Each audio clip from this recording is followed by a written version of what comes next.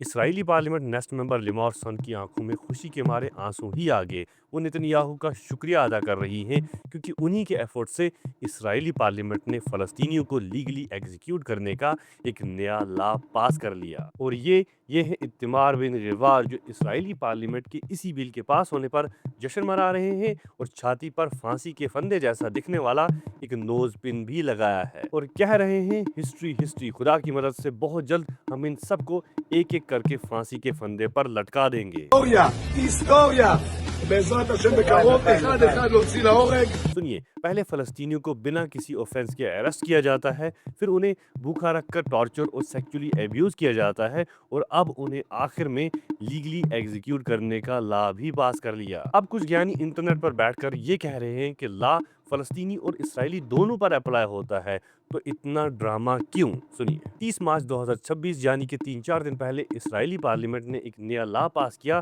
نام death penalty for terrorist لا۔ اس لا کے تحت وہ لوگ جنہیں کورٹ ٹیررسٹ ڈکلیئر کریں گی انہیں بنا چیلنج 90 دن کے اندر ڈیتھ پینلٹی دی جائے گی، وہ بھی پھانسی دے کر۔ ریئرسٹ کیسز میں کورٹ انہیں لائف سینٹنس بھی دے سکتی ہے۔ اب یہ کنٹروورشل کیسے ہے اور یہ فلسطینیوں کو کیسے ٹارگٹ کرے گا؟ سنیے، ٹیررسٹ اٹیکس جس کے لیے یہ لا بنایا گیا ہے وہ کیسز ہمیشہ فلسطین کے ویسٹ بینک سے آتے ہیں، جہاں اسرائیلی سیٹلرز زبردستی فلسطینیوں کے گھروں پر قبضے کر رہے ہیں اور بچاؤ میں فلسطینی ان کے ساتھ بھڑ جاتے ہیں۔ یہ لا بنایا ہی گیا ہے ویسٹ بینک کے اندر فلسطینیوں کو ٹارگٹ کرنے کے لیے۔ ویسٹ بینک میں فلسطینیوں کو ملٹری کورٹس میں ٹرائل کیا جاتا ہے اور اسرائیلی سیٹلرز کو سیویلین کورٹس میں۔ اب یہ کیوں میٹر کرتا ہے؟ کیونکہ ملٹری کورٹس میں 95 to 99% کنوکشن ریٹس ہیں۔ آسان لفظوں میں ملٹری کورٹس میں 95 to 99% کیسز میں کنوکٹ کو سزا ملتی ہی ملتی ہے، جبکہ سیویلین کورٹس میں کئی ساری پروٹیکشنز، اپیلز اور سیف گارڈ سے کنوکشن ریٹ نہ ہونے کے برابر۔ 2005 سے 2010 835 فلسطینی بچوں کو اسرائیلی ملٹری کورٹس میں ٹرائل پر لایا گیا سٹون بیلٹنگ کے لیے۔